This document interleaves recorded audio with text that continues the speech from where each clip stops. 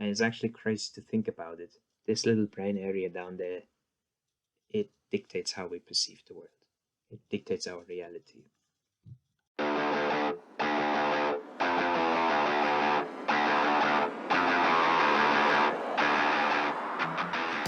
So, welcome guys. If you're looking for more mechanistic, neurobiological and psychological insight into how our brain works, the psychology behind success and how you can become a high performer yourself to crush all of your dreams, then you've found the right channel.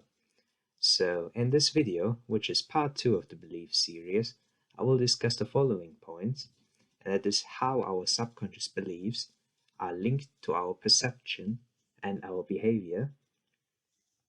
The second point will be how the reticular activating system in our brainstem regulates how we consciously perceive the world.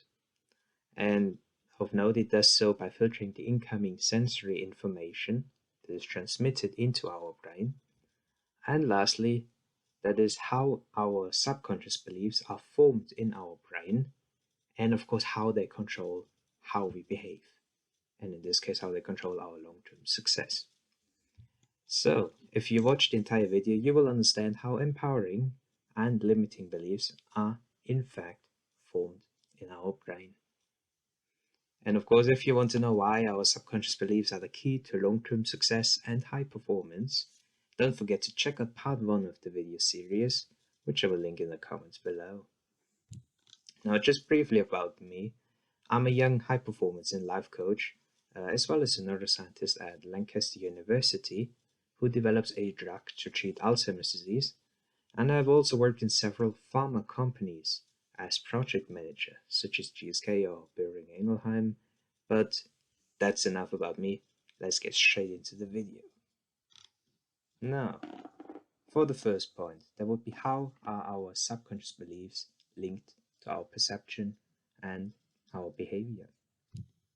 Now, to give you some brief insight here, beliefs in general, they can be compared to an operating system of a computer.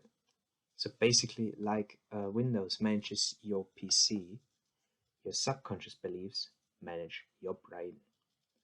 And the tricky thing about this is that these beliefs, you're not aware of them. Obviously, that's why they are subconscious. So most people, as long as they don't reflect, as long as they don't deeply reflect, they don't know what subconscious beliefs they actually have. And this is problematic in a sense because your subconscious beliefs they dictate two crucial things. First would be how you personally perceive the world. And I'm not freaking kidding when I say that, because beliefs they dictate what positive or negative information and what in events in our environment actually get into our brain and reach our conscious mind. So our beliefs dictate how we see the world, how our conscious mind sees the world. And the second thing, and that is probably even more important, and that is how we react. Our subconscious beliefs dictate how we react to a situation. Now, generally spoken, 70%, 75% in fact, of our behavior is automatic. Alright? And this automation, it pretty much allows our brain to run on autopilot to conserve energy. Because our brain is quite expensive, it pretty much conserves over 20%, 25% in fact, of the entire energy and calories in our body. That's why we have this automation process. And that is also why habits matter so much and why habits predict our high performance and long-term success. Now, and in this context, also how you, by default, react to a negative situation. For example, if you make a mistake, if failure strikes, if you are exposed to a challenge, if you do something risky, if frustration kicks in because you lack results, or when it gets really hard, how you react in response to that is dependent on the subconscious beliefs that you have embedded in your mind. because those subconscious beliefs, they dictate how you automatically respond to these situations. And that is also something very interesting that I learned, and that is that peak performers, for example, they have a mental habit that is known as the habit of ferocity. And that is the term coined by the flow researcher Stephen Kotler. So what it means that when it gets hard, peak performers, top athletes, top CEOs, etc., they automatically push even harder. They don't even need to think about it. It gets hard, they push even harder. And isn't that a nice habit? Now, in other words, and to make it very general, now when you make mistakes, experience failure, challenge, risk, frustration, etc., then empowering beliefs propel you forward. They will automatically make you push harder, make you keep going. On the other hand, when you have limiting and disempowering beliefs embedded in your subconscious mind, then when you make mistakes, when you experience failure, when you are exposed to challenge, risk, frustration, etc., then those limiting beliefs, they basically will destroy you. They will make you throw in the towel, and you will not get very far. And once again, most people are simply not even aware of having those deeply embedded limiting beliefs, especially in their brain, that are constantly holding them back, that are holding back their true potential. Alright, now that we know how important our subconscious beliefs are and what they actually control, now I want to explain how the reticular activating system in our brainstem regulates how we perceive the world. Now, generally, subconscious beliefs are created by a 4-step process. But before we get into these 4 steps, we need to know, once again, how we perceive the world, because that plays a crucial role in the formation of beliefs. And that is why I will now discuss the reticular activating system. Now, the reticular activating system is basically a neuronal network in the brainstem down here. And once again, the reticular activating system, it dictates, and I mean it, it dictates how we perceive our conscious daily lives. And it's actually crazy to think about it. This little brain area down there, it dictates how we perceive the world. It dictates our reality. And what the reticular activating system does in particular is that it has a filter function. So this little brain area, it receives sensory information from different areas of our body.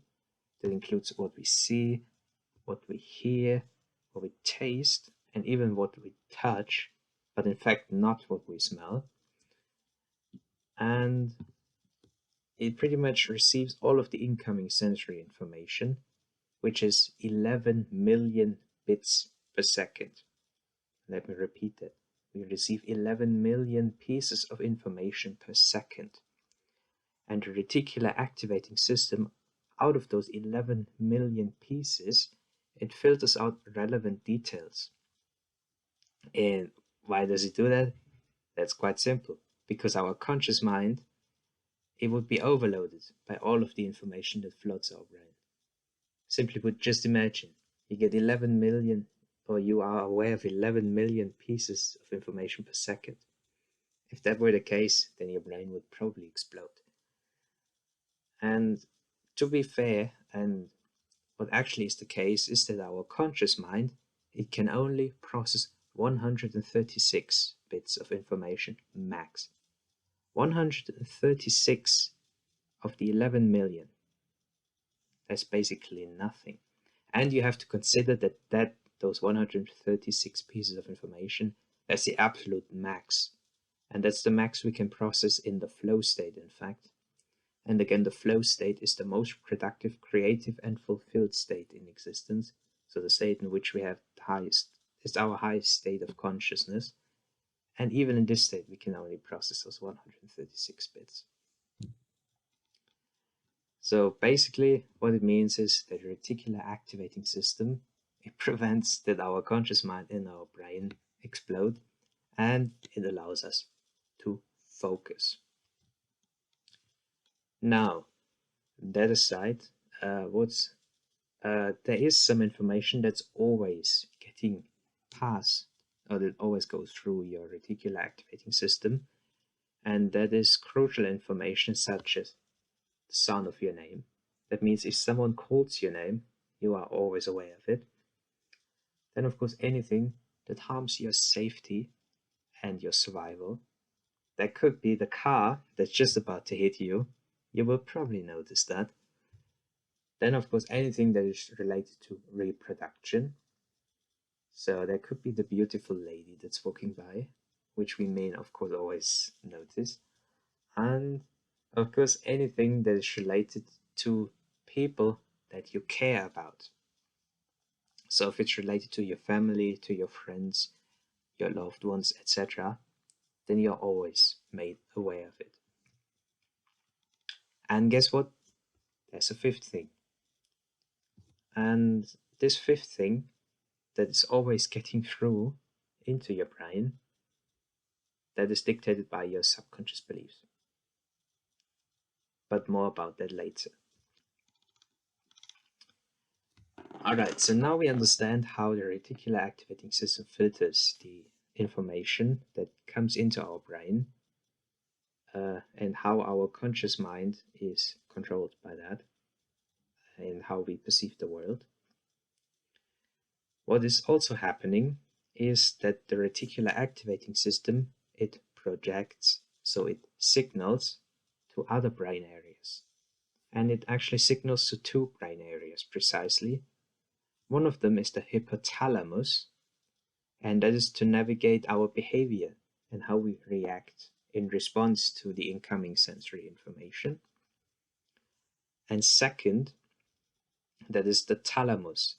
So the reticular activating system sends signals to the thalamus and the cortex, in fact, and that is to regulate the sleep and awake cycle.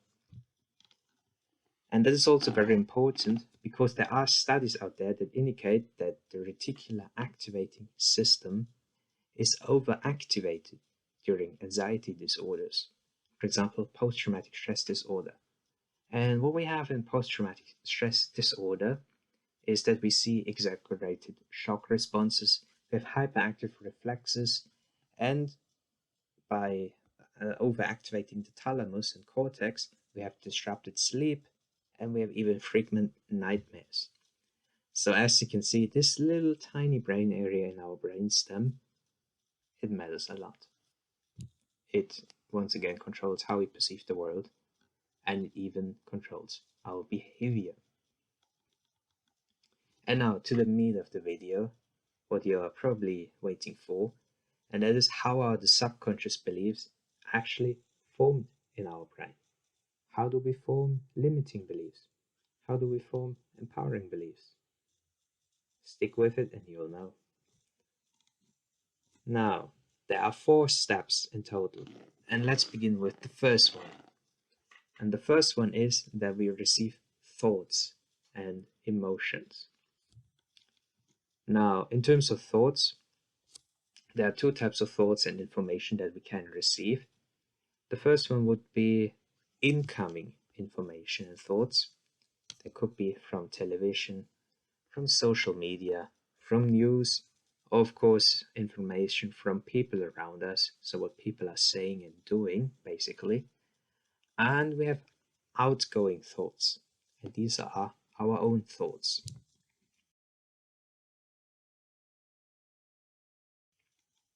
And of course, in addition to that, what we also have is that the emotions that we experience along with these incoming and outgoing thoughts, they also play an important role, because emotions in general reinforce the intensity, or you could say the relevance, of these thoughts.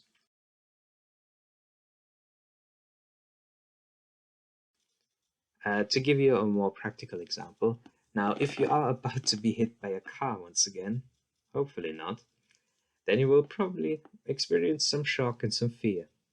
At least I would if I were about to die.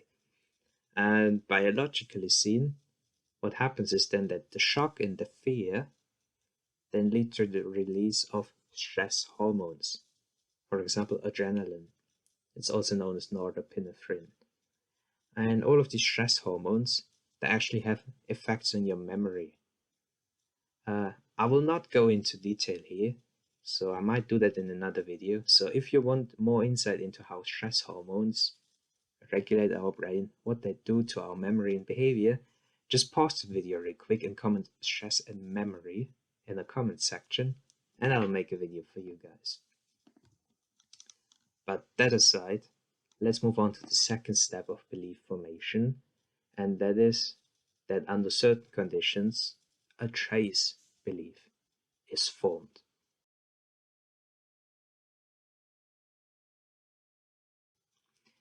Now, typically, as I mentioned earlier, the reticular activating system in our brainstem, it filters out irrelevant details. However, some information can still pass through our reticular activating system through the filter and reaches our conscious mind, so we can still become aware of this information in case of two conditions. So when two conditions are met. The first one is that we receive thoughts and ideas from people that we trust or people that are close to us. For example, from parents, friends, teachers, whoever, your loved ones. So if they say something, then it's more relevant to your mind. You will be more aware of it. And the second condition, that is that when we are re-exposed to the same type of incoming thoughts and emotions, so if we experience the same thing often enough, then at some point the information gets through. So the reticular activating system at this point deems the information as important enough because it has occurred often enough and allows it to pass. In other words, simply put, if something happens often, you'll notice it. Now, then on to the third step. Now that we have this trace belief formed, the trace belief reprograms the filter function in the reticular activating system.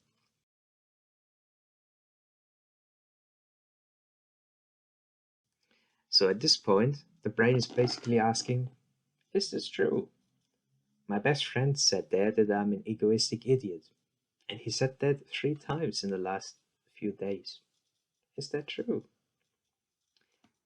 So basically, that means that in response to this trace belief, in this case, I'm an egoistic idiot, the reticular activating system is now instructed to let any information or any proof for the belief I am an idiot, and I'm an egoistic idiot in fact, pass into our conscious mind.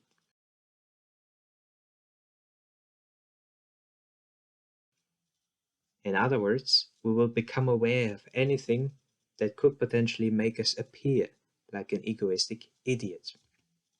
Now, to give more examples, that could mean I ditched my colleague because I had other work to do. I'm an egoistic idiot, confirmed. I made my sister mad by using her stuff, her possessions, without permission. I'm an egoistic idiot, confirmed. I read the yearbook of my old school, and I suddenly, of course, noticed that an old classmate called me arrogant in the yearbook. I'm an egoistic idiot. Confirmed. So, you see where this is going? In other words, we're basically in a confirmation stage now, in which we subconsciously seek for evidence to prove the trace belief. Or in case of the example, we now pretty much, our eyes are now set onto any proof that proves that we are an egoistic idiot. So basically, we become aware of every little tiny piece of information that could prove our trace belief. Alright, and now on to the final stage, which is the conviction stage.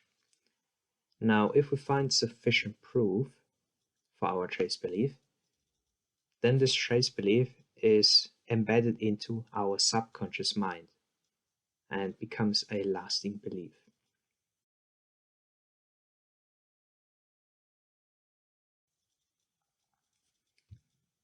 So, and now that we have this lasting belief, this lasting subconscious belief now regulates how we feel and how we behave in the future. So let's give another example. We upset someone again, and we have now the formed negative belief, I'm an idiot. Now, the reticular activating system, with this negative belief in mind, would now pick up on the fact, oh, we upset someone here. And of course, we have this belief, oh, I'm an egoistic idiot. So what would then happen is the reticular activating system instructs the hypothalamus in our brain to regulate our behavior and how we feel.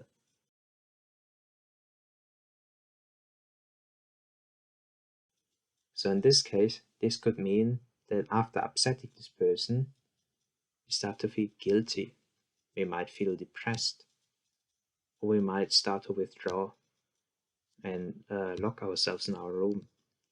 And once again, it's because we upset someone, because we subconsciously believe that we are an egoistic idiot. And we believe that upsetting this person proves that we are, in fact, an egoistic and a bad person. Now, what you need to understand about this entire belief cycle is that the cycle doesn't end with conviction. Instead, what happens is that we continuously cycle through the entire thing, through the entire belief circle, over and over and over again. And that is until a subconscious belief becomes so strong that it is deeply embedded into our subconscious mind. Another huge problem is that once we have formed a subconscious belief, once it's deeply embedded, we will now start to ignore any evidence that speaks against our newly formed belief. For example, if we have to believe I am an egoistic idiot, so if it's fully embedded into our subconscious mind, if we run through the entire belief cycle often enough, then anything that speaks against this belief, you won't notice it. You do something selfless, you do it often, you help others several times a week, well, you won't notice it. Your brain will not make you aware of it. And it will not make you aware of it because it has formed the belief that you are an egoistic idiot. Now, the entire thing, the entire belief cycle, running through it, is known as the hypnotic rhythm. In other words, the more often we cycle through this belief cycle, the harder it will be to break a subconscious belief.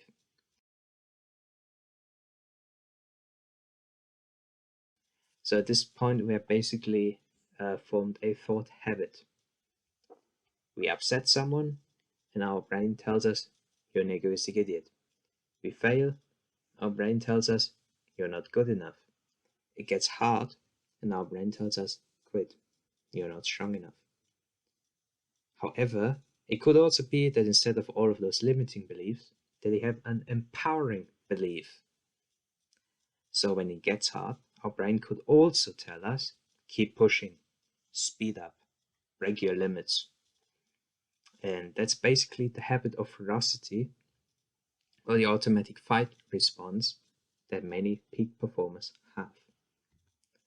So as you can see, it can make a gigantic, even a life-changing difference what beliefs you have formed in your brain, because these beliefs, they shape how we automatically think, behave, and feel if something negative especially happens. And that brings us to the end of the video. So thank you for watching, guys, and of course make sure to check out part 1 of the belief series. This is how our subconscious beliefs are the key to high performance and true long-term success. I'll link it in the description. And of course, that aside, if you liked the video, I'd appreciate if you could please like, comment, and share the video to let other high performers know, and of course to let those eager to crush their dreams know. And most importantly, Don't forget to click the subscribe button and hit the notification bell. Stay in the loop for the future weekly videos. You can also follow me on LinkedIn and Facebook, link in the comments for weekly posts. And lastly, I have a question for you guys. So, what are you struggling with? What do you want to do, but for some reason you can't? Now, I'd love to know, simply because the next video, part 3 of course, will deal with how we can practically change our subconscious beliefs for good to get rid of those limiting beliefs that hold back our true potential. Alright guys, that's it from me. See you in the next video. See ya.